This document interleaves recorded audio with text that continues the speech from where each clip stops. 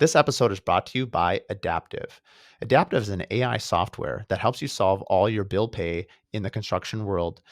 In construction, bill pay is quite messy. You get every single one of your subcontractors submitting different types of bills, different formats. This AI technology is able to take all that information, help you auto code it so that the days of endless hours of coding it into your software and into QuickBooks is now done much, much faster. Additionally, they're working on software that will help you with the draw process. So whether you're submitting it to a title company for payment or a client, with a click of a button, you can now initiate draws as well as tracking your lien waivers. It's been an absolute game changer for us. So if you're looking to speed up and save time, I'd highly recommend Adaptive. You can find out more about them at adaptive.build. Additionally, you can listen to Matt Calvano and I talk about their company in episode 15 on the Curious Builder podcast. When I was working in commercial, I had a lot of, pressure, anxiety, and a lot of overworking that resulted from all of that. And I started my own business because I thought that would solve for all of those things. And what I found was I just brought all of that with me into my own business. And it's because I never changed the thought pattern.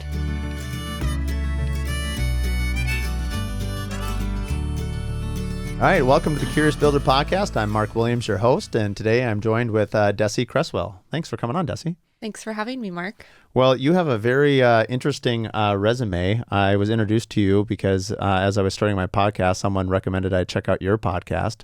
Why don't you tell the audience a little bit about who you are and some of your diverse background as we get started here?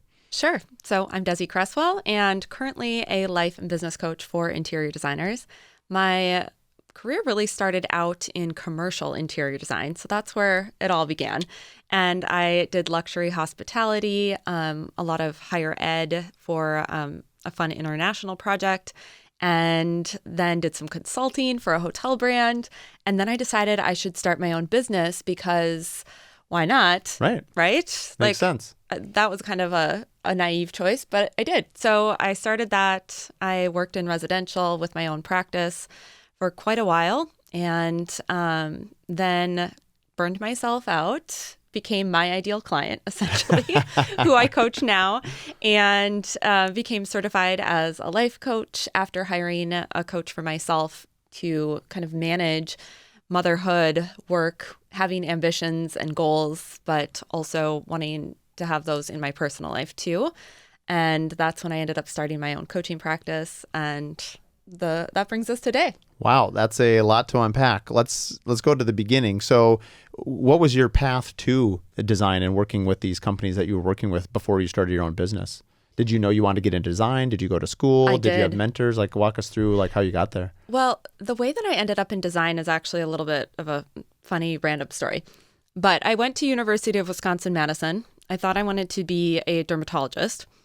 And got into school. Then I was like, oh my gosh, these 300-person lecture halls with all the advanced things, math, chemistry. I'm like, okay, maybe this was not the best idea. Somehow I ended up in a design fundamentals course. Really liked that. And then during your pre-med, you're in a design fundamentals course. That must have been an elective or what? Yes. Somehow I think I decided to defer what are some of those advanced math classes called? I can't even remember right now. Yeah. What are they called? Not AD. In high school, you mean, where you basically post-credit? I can't remember what they call. Yeah. Clearly, this was a while ago now. So I can't remember what that was. But so I ended up enrolling in a couple of other classes because I was like, whoa, I took on way too much for my very first semester in college. And then I ended up in this class. But I was still in chemistry because I did love science and math. So anyways, I adored my chemistry professor. And I was also in a sorority. And the sorority had these things called professor nights where you could invite your professor over for dinner and we'd show them around the house and have a really beautiful meal. So I invited my chemistry professor and I'm talking to him, and it turns out his wife's an interior designer and she has her own business. She has this kind of co-op situation where she's with a few other designers. They pool their resources, but all have independent businesses. So I'm talking to him. This is very cool. And he's like, you should go talk to her. So I went and I talked to her, and I ended up that being my first internship. And I mean, I think relationships are everything.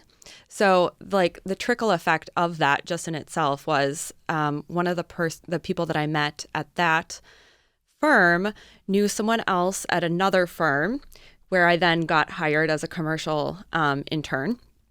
That particular woman who was the director of interiors, she wanted to take the summer off to be with her kids.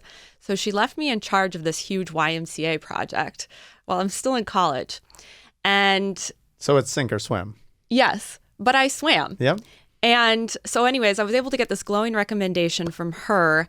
And I ended up getting an interview at the firm that I wanted to work at in Chicago.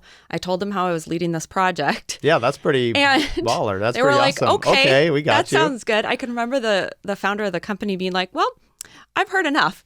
Right. And then you're like 23 at this time, right? 20, it would have been 21 maybe? 20. Whoa, wow. Or Yeah. 20, maybe 22. Yeah. So I worked there. Yep. And then this is getting to be a long, windy path here. This is cool. But so I worked there. And then we ended up moving to Minnesota for my husband's residency. And the HR person at that firm that I worked with knew the HR person at the firm I wanted to work at in Minnesota or Minneapolis. So that's how I ended up working at Perkins & Will.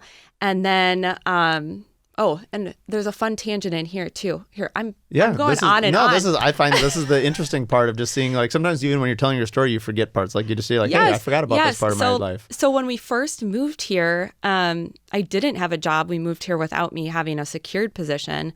And the first position I had was on contract with this commercial hospitality firm that I ended up connecting with a lady because my mom was sitting next to her at this outdoor movie theater and telling her about me. Oh my. And so, I mean, it's just wild how... That is wild. Yeah. Thank you, Mom. Yeah. So it's all about those relationships. We talk a lot about relationships on the podcast, but I think just in general, I mean, relationships are so key to, like in my field of building a home. Like if I don't have a relationship, obviously with the trade partners, with the clients, I mean, to me, it's the most important thing. Mm-hmm. And, building is not alone in that. I think pretty much any career, I think when you focus on relationships, and also I think I had good mentors for sure around me at an early age, but I also think like just listening to your gut and following. I mean, your path seemed it seems maybe all over the place a little bit. You always seem to have followed who you connected with. Mm-hmm. And so, it started with that professor, his wife, and then so on. But that was left by relationships. And you obviously did a good job because they kept recommending you. So, yes. The relationship gets you in the door, but then what you do after is obviously keeps you there. So that's very interesting. So walk us through. So you're going to start a business now. You're in Minnesota at this time? Yep. And you're going to be an interior designer. Mm-hmm. And so what was the name of your company?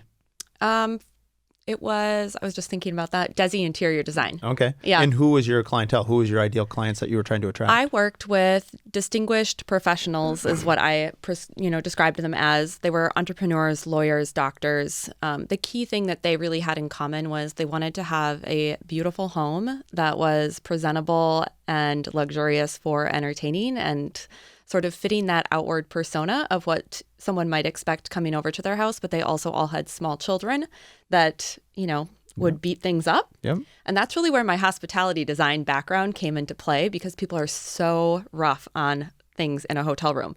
So I knew how to make it look great. Well, that's an interesting side note. And be indestructible. Okay, that's having 3 kids. And it sounds you have 2 children. Is that right? Yep. Yeah. I mean, I definitely sometimes when we are in design and people are asking for certain things, you're like for instance, wood, like wainscoting. A lot of people will say like, hey, I really like wainscoting the way it looks, and I'll often bring up actually it also is really resilient against let's say your kids' school bags. There's roller skates or who knows what they're doing in the house, but especially up and down stairways, which just get absolutely beat. And I was actually in a design meeting today, and the client said, I'd really like that. And I said, that's a good choice because she's got 3 young hockey boys and, they live hard. And I said, this is really going to protect, the walls. I said, you might actually want to do some wainscoting on your main level. These boys are very, very rambunctious. And so anyway, so we'll see where that goes. But Smart giving that feedback. Suggestion. Yeah. What, when you were designing with your clients, where were most of your leads coming from? I mean, did you take some of your commercial clients and you already had relationships since you seemed to be pretty good at developing these relationships? Did you already have a few, let's say, people waiting in the wings when you started your business, or did you start your business and then go look for a few people to work for originally? Well, this goes back. Sometimes now I'm like, what am I telling you? I just sound like I just kind of wander around and like find people to talk to, I guess. That But works. no, the first client I had was actually another partner where my husband is now. And we were at a picnic at someone's house. And I was just chatting with her by the lake and telling her how I had this hospitality hotel background. And she goes, "Oh, I need a mother-in-law's suite designed. Could you come over and do it for me?" So I said, "Sure, I can do that." Sure. And that was really the start of it. Yep. And it really then became referral based. Right. How did you, at that point, did you already have like an LLC or a company or set up, or that was before you even had any of that set up? I don't think so. I'm very good at figuring things out. Yeah. So You have to be as an entrepreneur. then I got to work on a website, Figured it all out. contract, Yep. all the legal stuff, sales tax. Do you remember what you charged her like hourly at that time? I don't. I have no idea. Yeah. No I was just idea. curious, like from a commercial background, like hourly rates versus residential. Like I've seen in our market, residential anywhere from like, 120, 150 to, 130 to 180 an hour. It kind of just depends on what level of service. And sometimes, the lead designer might obviously charge more, but they might have an associate or, someone in training that they'll maybe bill out at like 90 or $100. I was just curious if commercial was any different. Great question. No, I know in commercial there is that fee structure where Okay. there's different levels Yep. of rate. Sure. But I mean, it was just me, myself, and I. So Yep. Yeah, and I was just curious Yeah. if you remembered. I mean, sometimes there's certain numbers that stick out in my head. I wouldn't remember necessarily. I'd remember, some of the early fee structures that I had, but when I was building homes. But some of it is like I remember very clearly, like a sale price on a particular home at a particular time. Okay. Yeah. The thing that I do remember though is my first year in business, I made more total per year working for myself Yep. than I did in like a salaried position with commercial design. And I mean, I worked like half the time. And, Wow. because I was working very long hours in a commercial in the firm. commercial And world. yeah. So Well, good for that you. I remember. Yep. And that being very like, wow, this is. I feel like Cool. a lot of people, when they do launch out to start a business, I mean, sometimes it's a new idea, but a lot of times is you look around and you say, well, I know I can do this. I'm competent. And I also know that if I'm going to put this kind of work and time in, like you were putting in a crazy amount of hours for your commercial contracts, maybe you don't know what it's going to be yet, but you're like, well, this now money is coming to me. So I feel like that's very attractive to entrepreneurs. Would you agree with that? Oh, absolutely. Yeah. Mm-hmm. Walk us through the transition then. How many years were you an interior designer? Did you work with other builders, or was it mostly clients came to you saying, we need you to update our spaces? Or how far down, let's say, builder collaborations or remodeler collaborations did you go as an interior designer? Mainly, I worked with remodelers and then doing furniture, accessories, lighting, all of that sort of thing, where clients would come directly to me. But a lot of times it was through a relationship again with a remodeler or Yep. builder Yep. who had a project and they needed the expertise of an interior designer, realizing that they didn't want to necessarily be in charge of that or shouldn't be. Yep, I agree with the shouldn't be. Early on, actually, my mom was an interior designer for a long time, and so it was kind of a nice family story as well. People, I think, really appreciate it. Plus, she was actually very talented as well.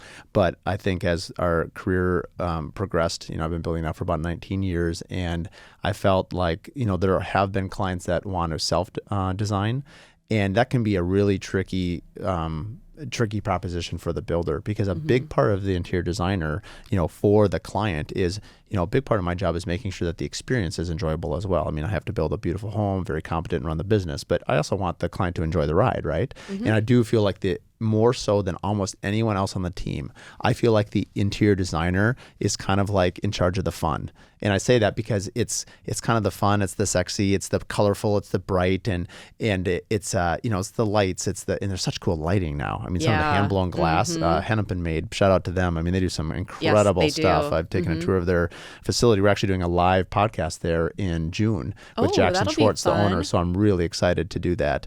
And I also it's all the things you touch and feel, right? And some people really gravitate towards that, and some people like the engineering or the science behind building. But anyway, I guess what I'm saying with this is that the interior designer is very crucial for the client's experience in my point of view. And I often talk about that early on. That's something I learned when I had a few that didn't have interior designers, and they were the clients knew what they wanted. It's not that they weren't capable, but they also, it's something that they didn't know because they couldn't really, so much that the interior designer brings to the team is just kind of first class service.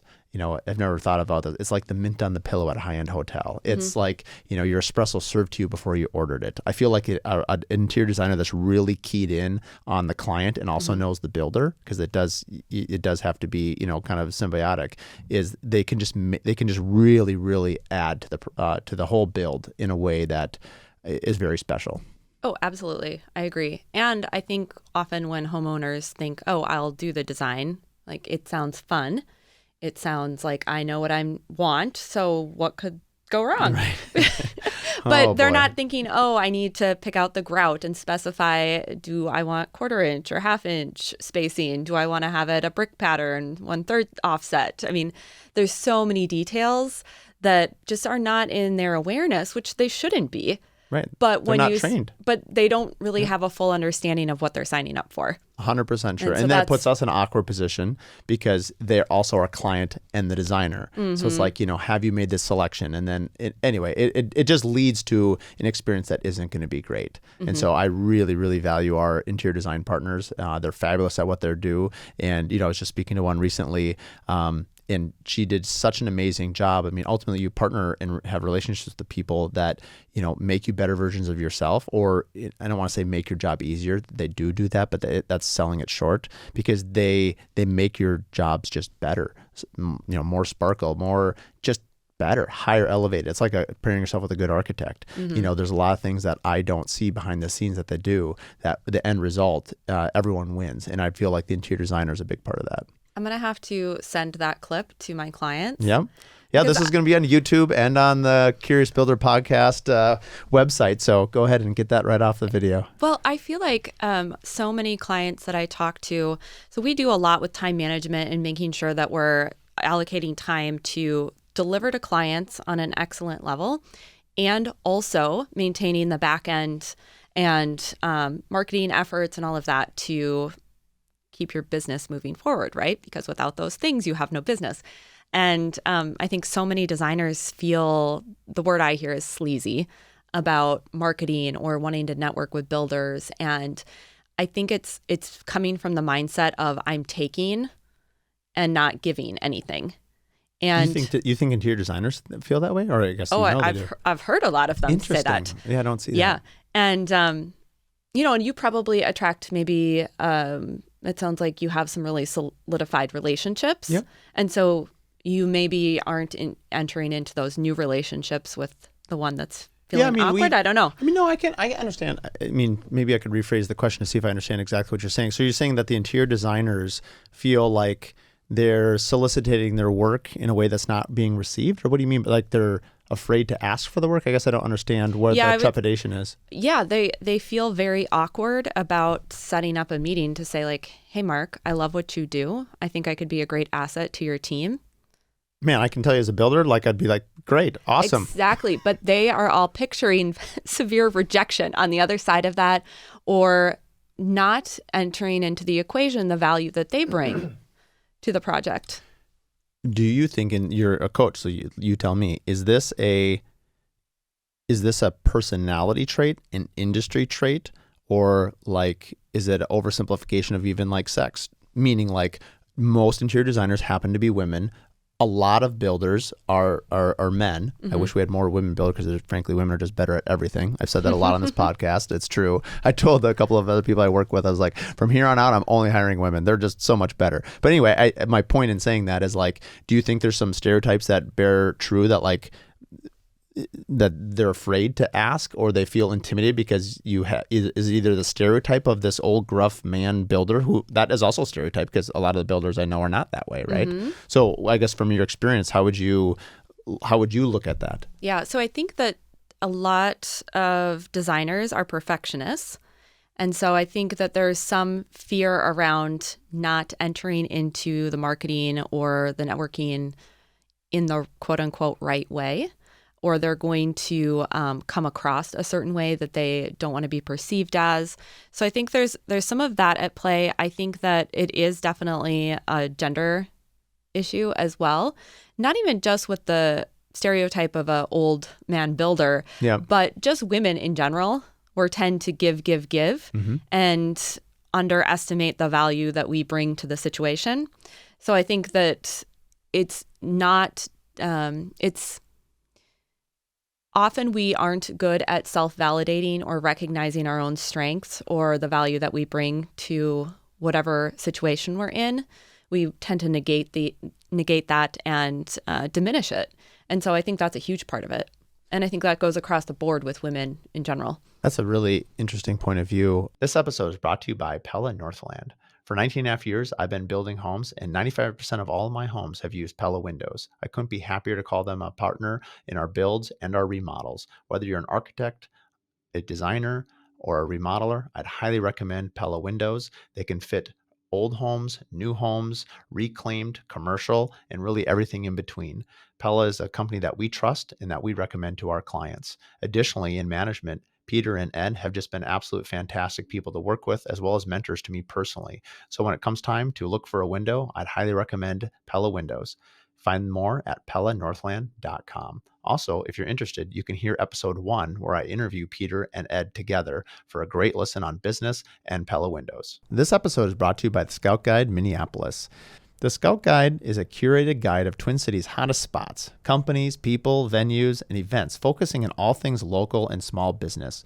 When you pick up their magazine, it just feels different. You open up the ads and they're not just, the team in front of the building with your normal photo. It's vibrant, it's unique. It might even be set in a completely unusual setting, something that catches your eye and not only tells the story in a picture, but lets you know that that's a company that you want to go visit. Look for something different this year. Pick up the Scout Guide. You won't be disappointed. And if you're looking for advertising, I'd highly recommend it. They have an incredible social push. One thing that I was really interested in is that they will go to your events. They will go to your place of business.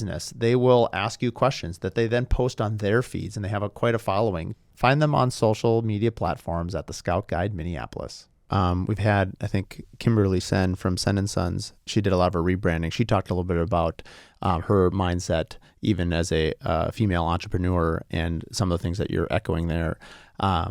It makes me just, you want to be open to everyone. And as clearly I have a daughter and I'm surrounded by these very talented women. So I'm very, like I just said, all I want to do is hire and work with women because I just feel like they're so talented and they're more empathetic. And I feel like that's again why in a predominantly male driven industry in building, that's probably why I've gravitated towards interior designers. I didn't realize that until you just said it, that I think that the emotional side of building, I feel like women are just so much more empathetic and better at reading the room than men are, and for sure than I am. And so maybe that's why I've maybe not known or innately chosen to work. And that's why they're so important to me in a building process, because I know that they together, both myself and them together, can make the client's experience that much better. Plus, I love it when the interior designer can maybe, take me aside or call me after and say, hey, I think, the client, could use a check-in, or I feel like they're really stressed out right now. I feel like that collaboration. And I would say the same thing. I mean, I've called my interior designers as well and said, I feel like they're feeling some price fatigue, what are you seeing? And so I feel like that, again, this is not meant to be sneaky. This is meant to be like, how can we together make the client's experience better? And that's something that we can do kind of behind the scenes, and then we can come back to them and kind of solve the problem. Well, and I get that that's getting to really the core of what we're talking about here is approaching your relationships, any kind of existing relationships or new ones that you want to establish as like, we're on the same team. We're here to serve the same purpose, and we're both bringing something really unique and valuable to the table, and we're going to help each other and have the client have a better experience because of that. It's not I get I get something and you don't get anything. 100% agree. Yeah. I mean, I can't imagine working in an environment like that. And it certainly couldn't last very long if it did. So, I mean, I think one of the things that even having the podcast has helped me realize, I mean, I've always been a big fan of my trade partners because, I know I'm not very handy. So my joke with my clients is like, if you see me working on your house, like call the project manager, something's gone drastically wrong. That's not my skill set. And so, I'm a huge fan of, millwork or painting and, or cabinetry and tile work. And I'm in awe of what they do. And I just love watching them, do their craft. And I love to celebrate them in front of the clients. And even when they're not there, just saying like, hey, we have the best cabinet guy. I mean, I really do believe that. He's amazing. Rich is awesome. And, our trimmers, Todd and Tony. And so anyway, it becomes this very intimate process that I think comes across without even being salesy. And I think you probably coach your people this way. I would even say having the confidence of send to the designers that are looking for builders is if you put yourself out there and if you are just introduce yourself and say, this is what I do for design. I'd love to work with your clients. Like, you might not be the right fit. It might not be right at the right time, but that doesn't mean that them asking is wrong. In fact, it's right. And the more that you do that and the more that you ask for work, the more competent you're going to be and perceived. Because I think right now, especially with social media, I can just speak for myself. Like there's a lot of really talented designers in Minnesota. I think there are just so many good ones. And I would love to work with all of them. So if you're listening, I want to work with you. That being said, like it's hard because, I don't build that many homes. I build, 4 high-end homes a year and, 4 or 5 remodels. And, I have 2 or 3 designers and, we usually have one that we're, trying to work with and maybe a new someone. And if they bring us work, of course, then we're going to work with them. But that doesn't seem to happen that much in our market. Most of the building and remodeling seems to come through the builders first. And then we set up the meetings with the designers and the architect team. And so sometimes it's hard for me like to go work with a new designer. Well, I would love to because I think their personality might be great or their repertoire might be awesome. It's also like, well, then, am I supposed to take a relationship I already have, let's say a decade with, and put it aside? So it's always what do you tell your clients when you're coaching them? Like, because you would know this, hey, this builder might have a relationship. How do you advise them to sort of approach the builder and say, I can bring value too, give me a shot, but more than that, I guess, where do you go from there? I think that it is really approaching the relationship without the expectation that there's going to be any type of immediate return or like for like exchange. I think you never know who you're going to meet, who they're going to know, how that's going to, you just never know. I mean, take the example of my mom sitting next to this woman at an outdoor movie theater. Right. Like she wasn't talking to this woman to try and get me a position.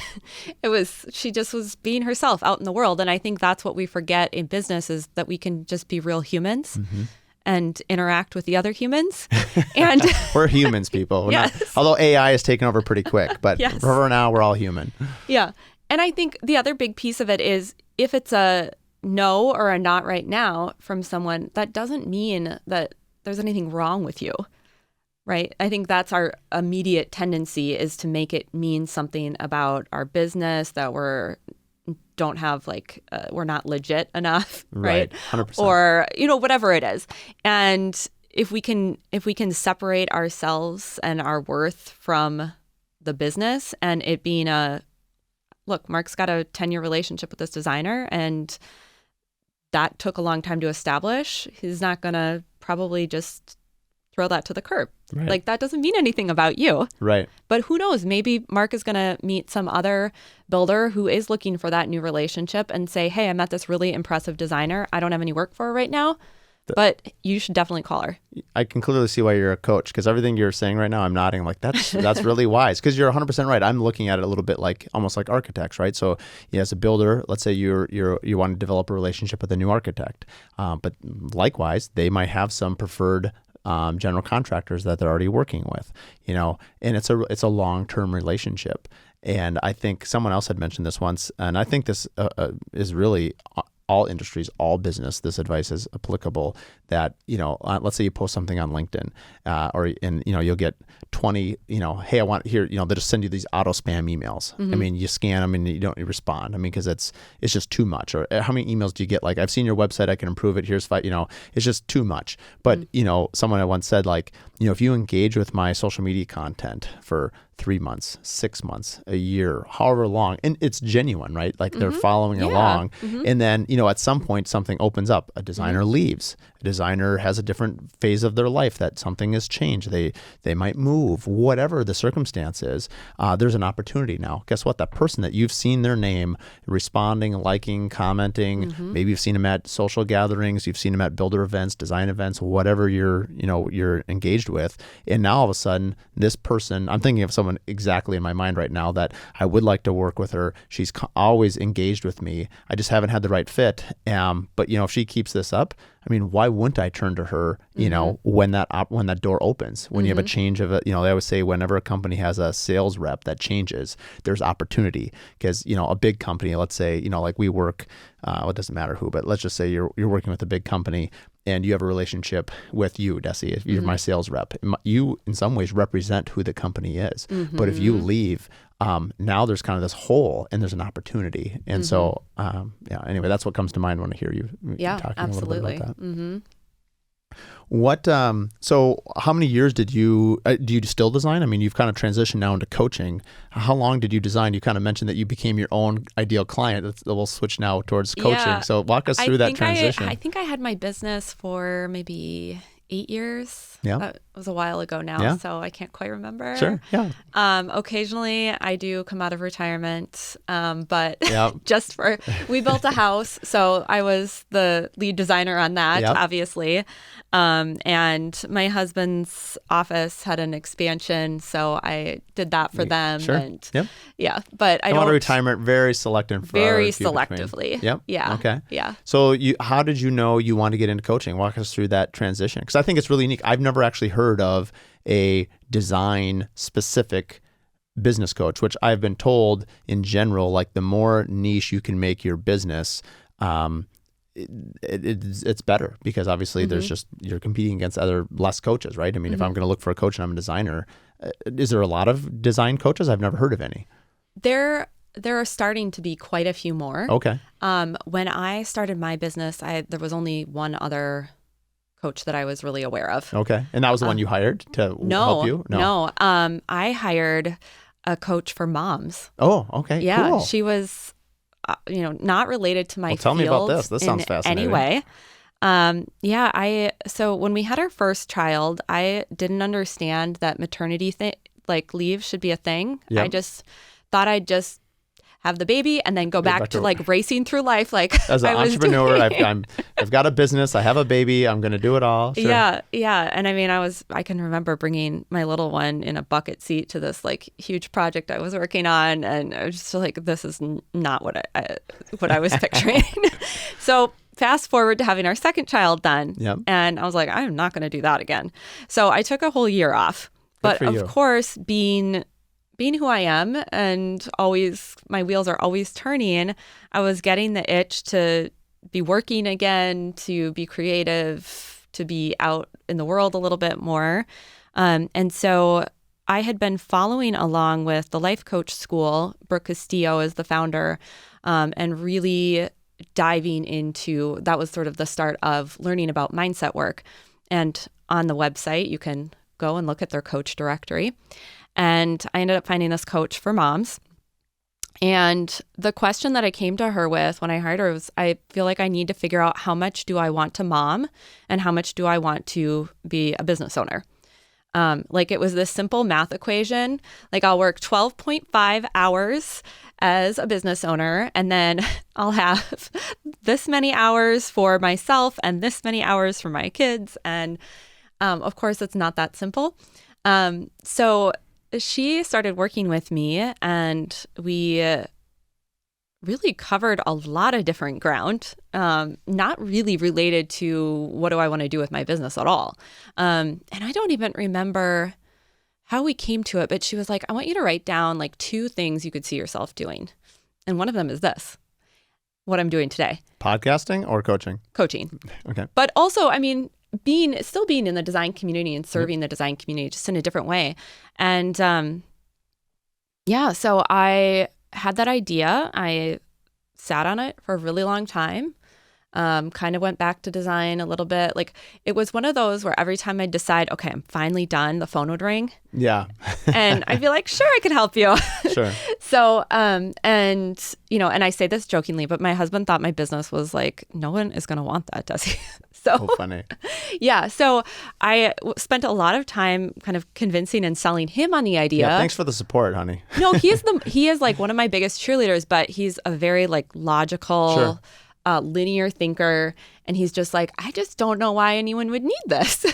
So I think, it was coming from a genuine place Sure. of Yep. like, I'm just trying to protect you from making a Yeah. bad decision.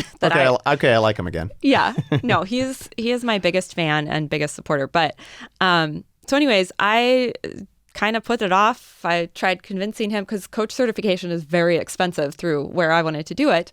And eventually I convinced him that this is going to be a good idea. Part of that was I had connected with another designer in town where I was going to help her with some potentially marketing things, Okay. which is something I really like to do. And I started telling her about this idea that had percolated since I talked to my coach about it, I think like a year prior or something.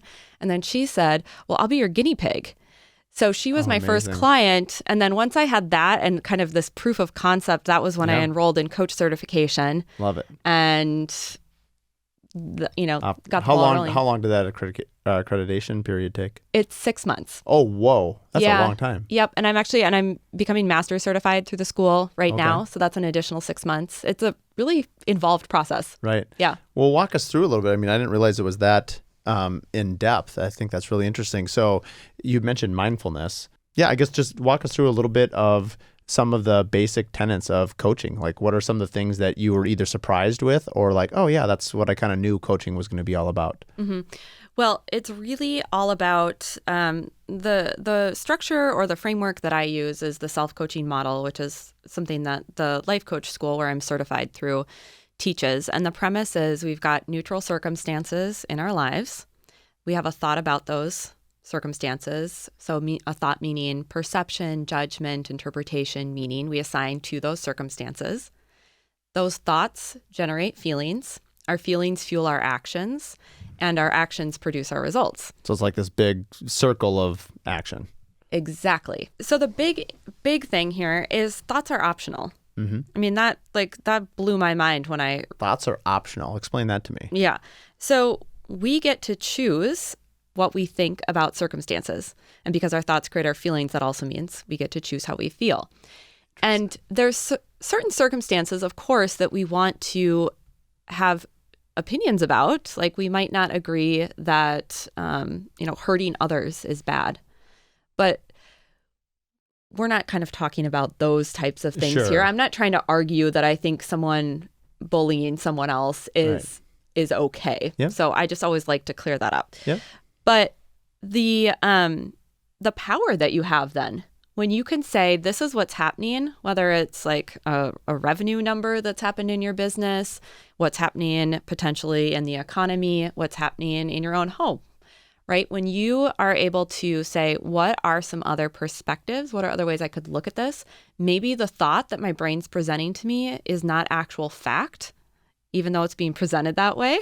Yeah, it influences everything. I see it. It opens up everything. Wow. And I think what was so such a stark realization for me was when I was working in commercial. I had a lot of pressure, anxiety, and a lot of overworking that resulted from all of that. And I started my own business because I thought that would solve for all of those things. And what I found was I just brought all of that with me into my own business. And it's because I never changed the thought pattern. Interesting. It started with the thoughts of like, I have to work hard to prove myself. This has to be right. I can't ever get anything wrong. No one can see me sitting still, right? And then I just brought those thoughts over into a new circumstance and then was surprised that the circumstance wasn't dictating my experience or reality. It was my thought patterns that I'd brought with me that was recreating the same result for myself. That's super powerful. My first thought of that as you're explaining this to me, because it makes a lot of sense when you break it down like that way, it's very psychological. but just the power of positive thinking. And how do you, because obviously if you're thinking positively about things, you can see how this whole cycle changes, right? If you're positively thinking about these thoughts, it positively energizes how you feel. Now your actions, I mean, it creates but I assume at some point you can't just your P&L statement, you could be losing $5,000 a month. And no matter how positive I spin that, you're still losing $5,000 a month.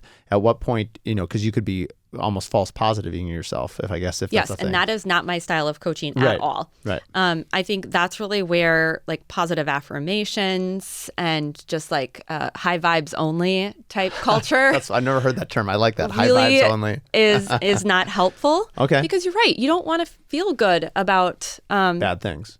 things or things Or that just honest things. You need to be honest too. Yeah, absolutely be honest. And it's not even always trying to get to a positive state. Like if you were to think about emotions as a scale, right? On one end is maybe despair or something like that, and then joy is on the other end.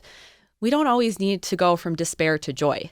Sometimes we just need to go to a matter of factness or compassion for ourselves of this feels really hard, right? And I think that depending on what you're working with, you want to think about do I actually want to feel good about this?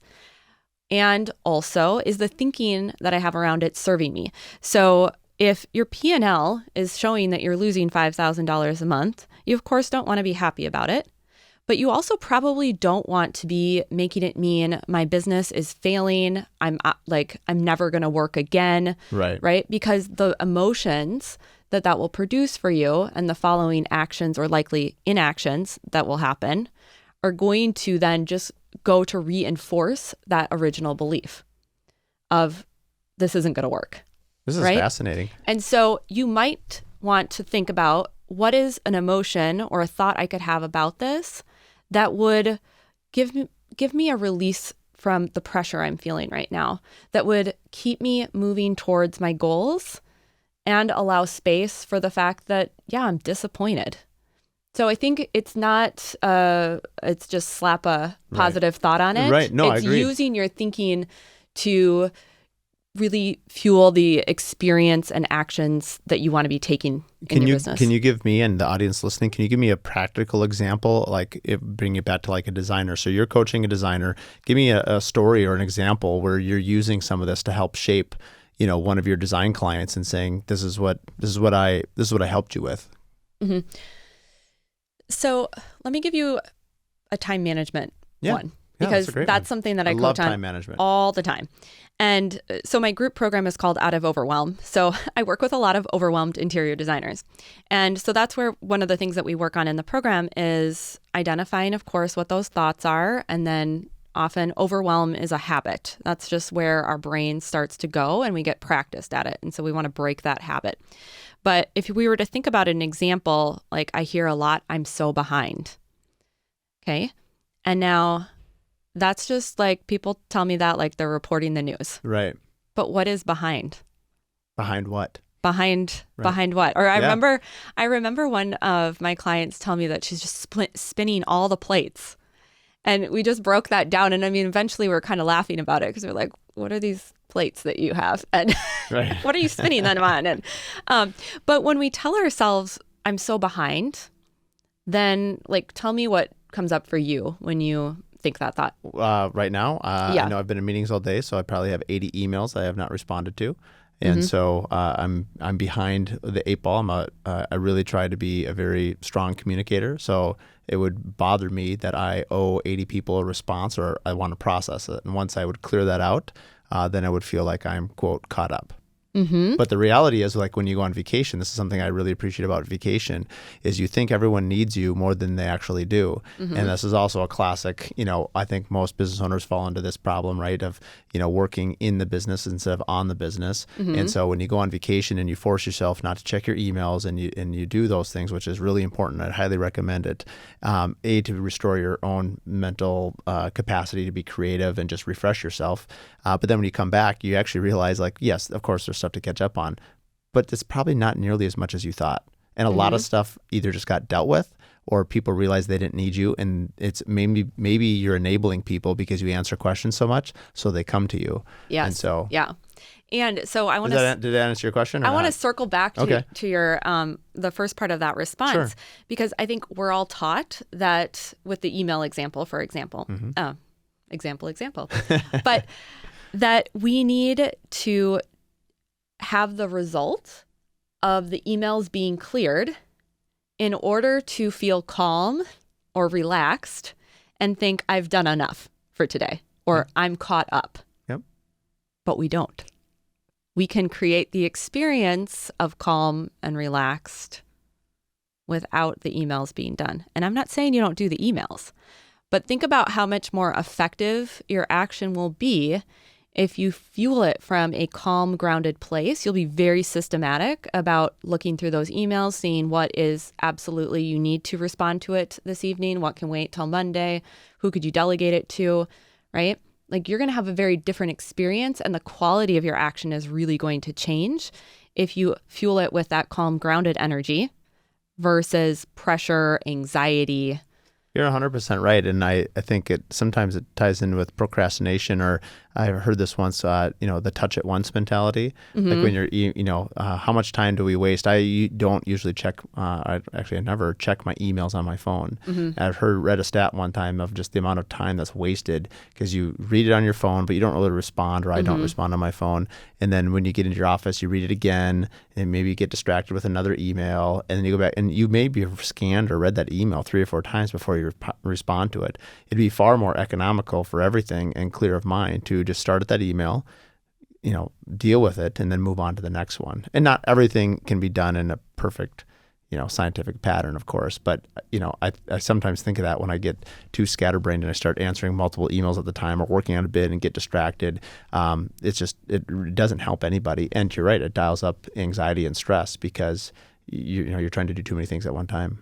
Yeah. And I mean, that's one of the things that I work with my clients on, because there's the tactical piece of it. So what you're describing is a lot of context switching, where your brain has to shift from one thing to the next. And that actually causes a lot of use of your mental energy. And it takes about 20 minutes between when you break focus and then try and bring yourself back into focus to actually ramp back up. Wow. So if you think about those 20-minute blocks of time that you're creating every time you hop from the bid to the email to the text, I mean, your hours of your day are being spent in suboptimal productivity. That's powerful. Yeah. And so it's like pairing those, strategies and approaches with the mindset to support it, right? Because if you're thinking, I have to get this done, there's so much to do, everyone's waiting on me, it's going to be really hard to take the action of saying, no, I'm going to take this hour, I'm going to complete this task, and then I will check my email, right? So you have to get it at both angles. Do you encourage your clients to time block and say like, hey, in a 8-hour workday or whatever it is, 2 hours of only this, and then, because I sometimes wonder, especially in design. So my space can be creative, but really that's my architects and my designers. So tapping into your designer's background is one of my questions actually I was thinking about, is how do you create free space to be organic and to design? Because, I imagine just like an architect, a designer is going to need times where they, their phone can't be dinging, they can't be answering emails. You need to enter that free flow state of design, or that's my picture of how a designer does that. I'm not a designer. How do you enter that creative mindset? I guess what's your process, and what do you see with the people that you coach? Yeah. So I'm actually hosting a workshop on this exact topic. Oh, cool. Because I do Where see and when? It's going to be virtual, so anyone can join. It's May 9th and 11th. The instruction and workshop piece will be on May 9th, and then there's a live coaching Q&A on the 11th, so you can come and get all your questions answered. It's called Freedom in the Framework. So that's how I like to think about time blocking. I think a lot of times we think of time blocking as this very robotic, like I need to, be down to the second. And if I get off by 2 minutes, then I've completely failed and the day is ruined. So this is more of an approach of making decisions. That's a lot of what time management is making decisions and following through on them.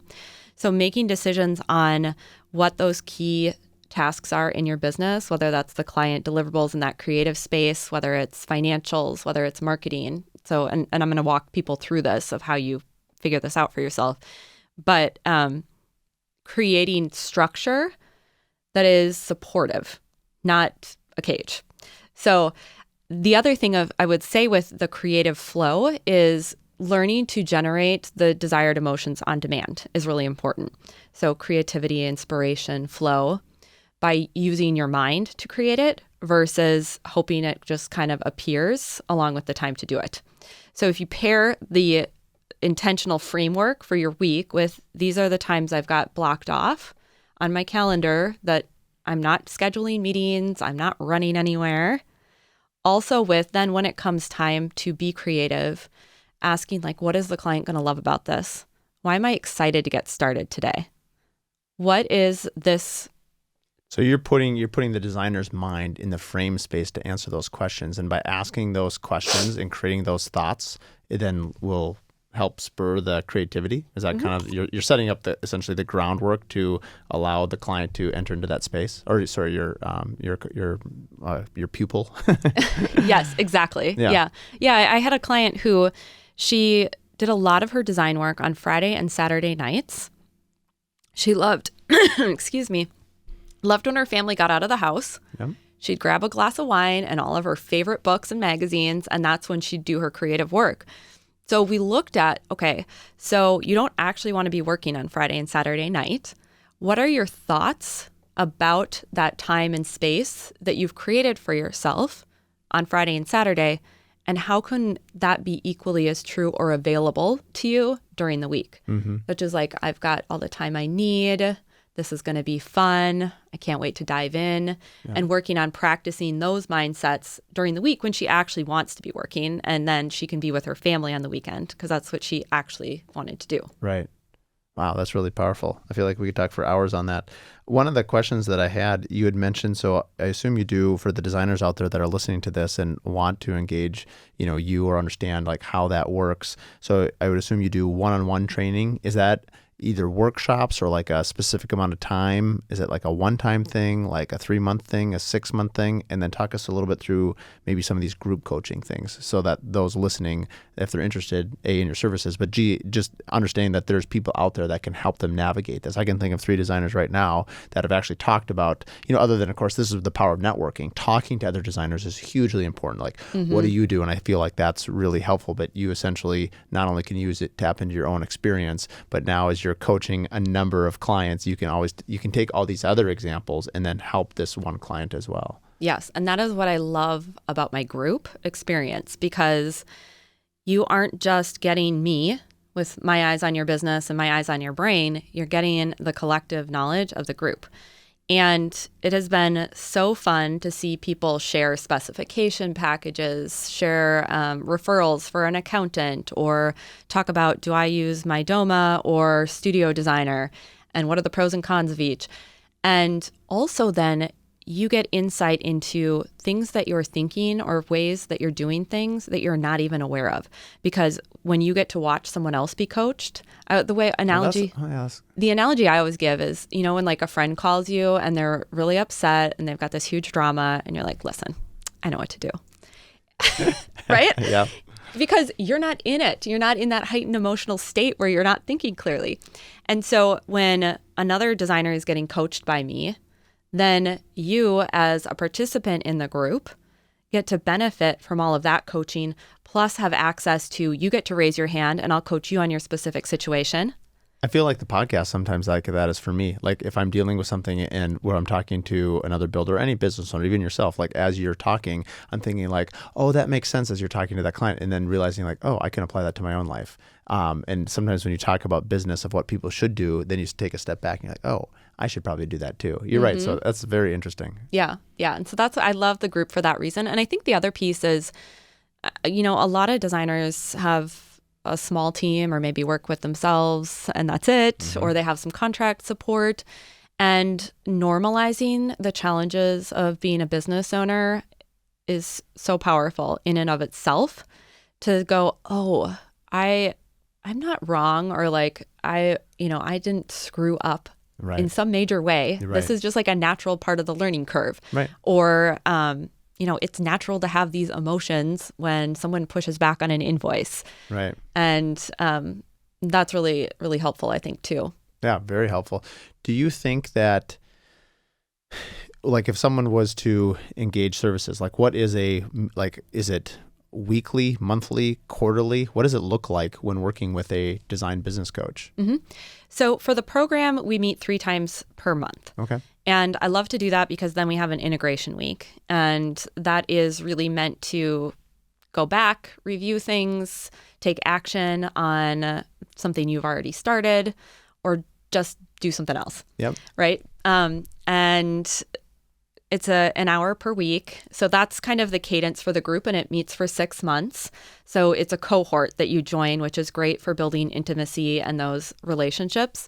And then we also do these really fun focus sessions, which I love. And they're co-working time.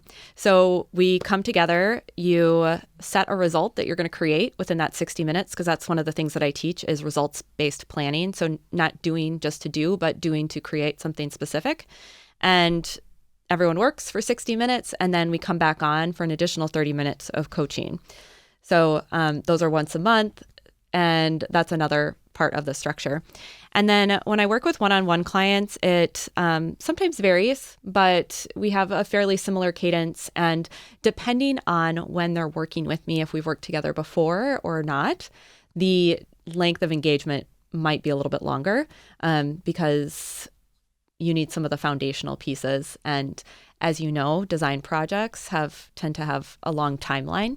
And so sometimes when you've set yourself up where you're pretty stretched thin, overscheduled, don't have the support you need, it takes a little time to unwind all of that, both in your brain and then logistically. And so I like to have plenty of time for the client to work through all of that, hit the challenges and roadblocks that will, of course, come up, and be supported through it, and be in the result for a while. Because being in the results that clients achieve working with me, being able to actually take time off to enjoy their work more, can actually be pretty uncomfortable for people, which often comes as a surprise. And it's helpful to navigate that as well. Interesting. We could talk for 3 hours on this topic. I do want to save a little bit of time to talk about your podcast, and that was how we were first introduced as just a fellow podcaster. Why don't you tell us a little bit about your podcast, because it's very different than mine. Mine is obviously interview based, where I'm bringing people on. Yours, I really think, are unique and different. Tell us how you started the podcast and what your goal is, and just a little bit about it.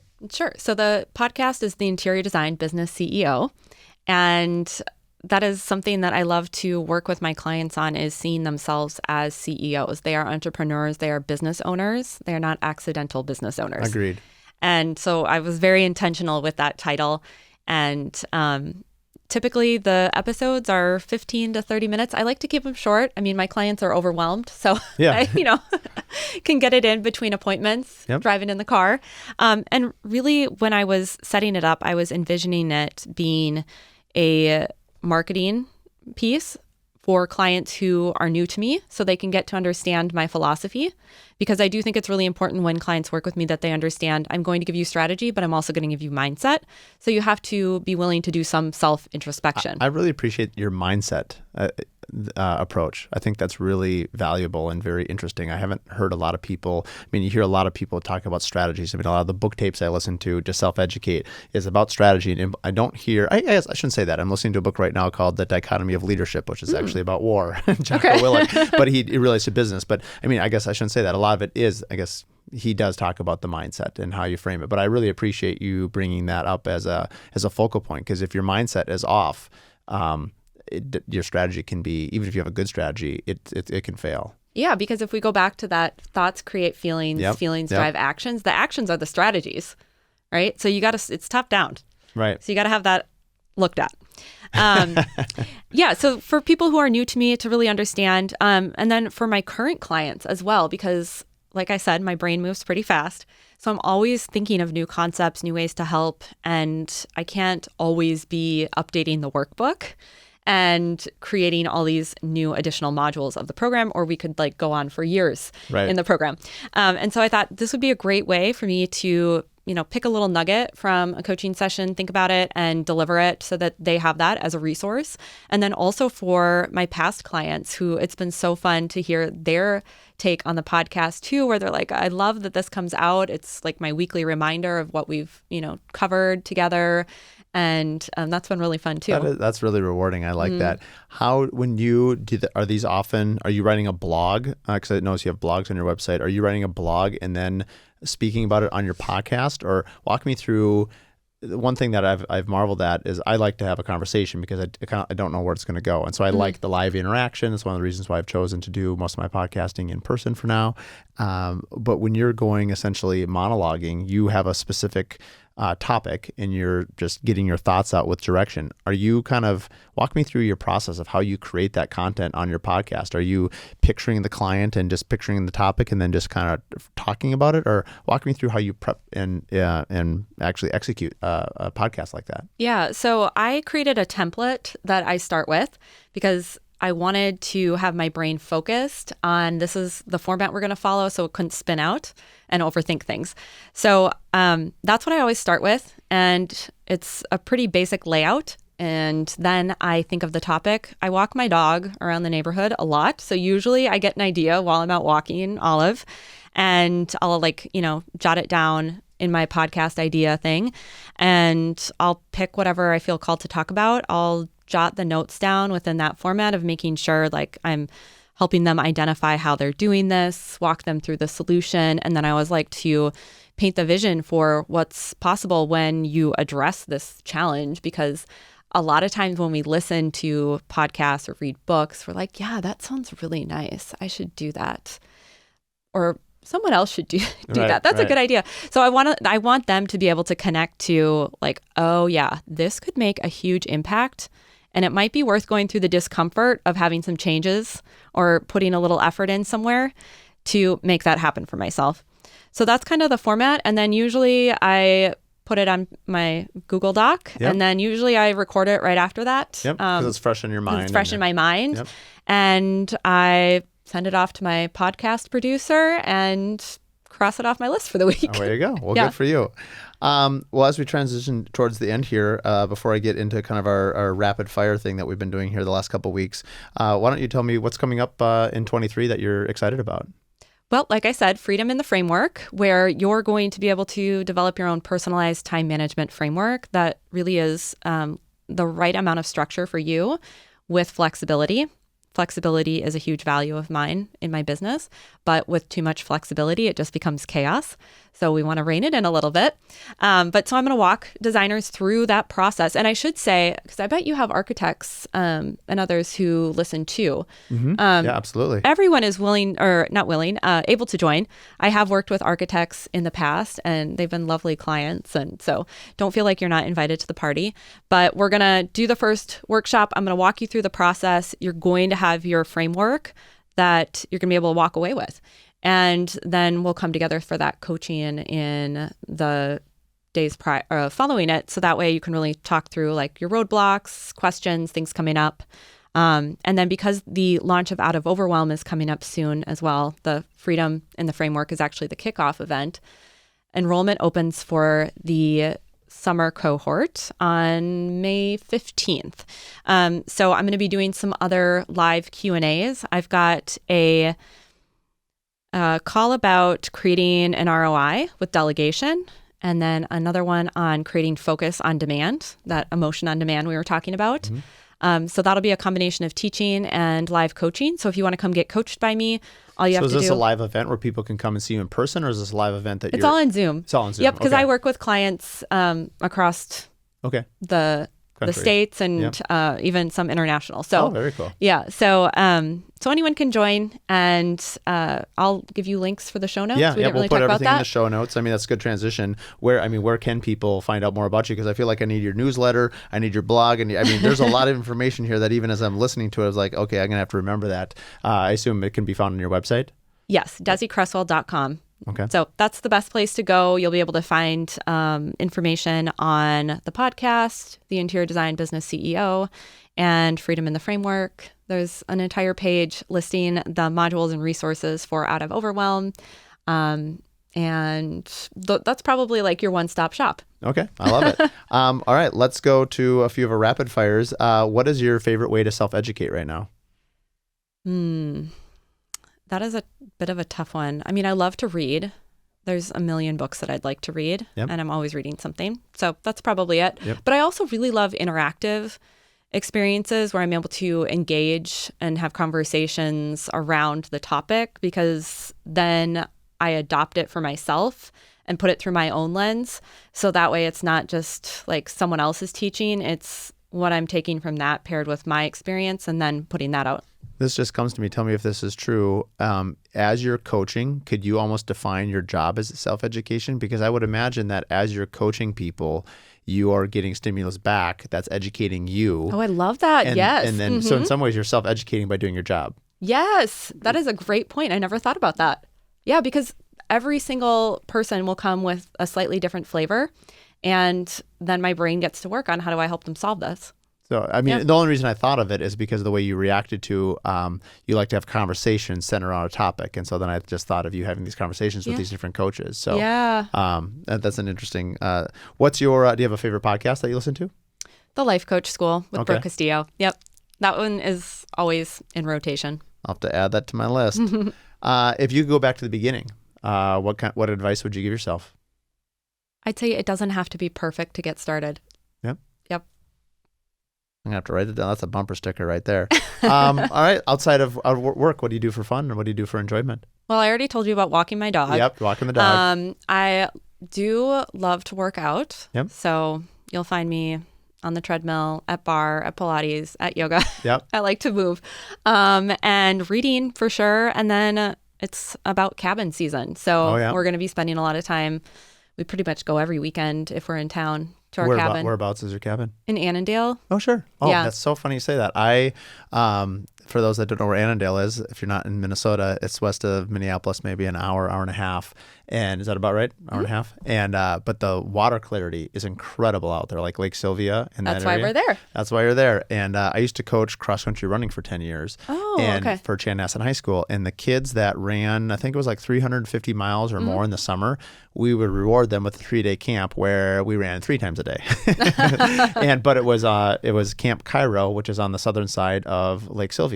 Oh, and okay. so I got to know that lake, and I've often told my wife, like, you know, A, if I could afford it, but B, retirement, just because going up north, we actually just bought some property up north that we're going to build a cabin on. So I guess we are going up there, but it's not that far away from the cities. And so it's such a cool lake, and there's some beautiful homes on there. I actually thought it would be a cool place to, if I work more remote. If I stopped building and just became a podcaster, maybe I could live on Annandale, but I just love it out there. It's that's really actually charming. our neighbor at our cabin. He works remotely because they actually have an interesting story, but which your podcasters don't need to hear. Yeah, we'll bring them on the podcast. Well, thank you very much for your time. Thank you for coming on. It was a real pleasure to get to know you a little bit more, and I hope we can cross paths either at some of our live events, and obviously some of our designers I hope are going to reach out to you, because I think you have a very valuable business proposition that can really help a lot of people. So thank you for sharing your story. Well, thank you for having me on. Yeah, absolutely. Thanks for listening to the Curious Builder podcast. If you like what you listen to, please give us a 5-star rating and write us a review. It really means a lot. It's a great way for us to just understand what you like about the podcast and what we can keep doing. So like and review, and please share with your friends and family. Find out more at curiousbuilderpodcast.com.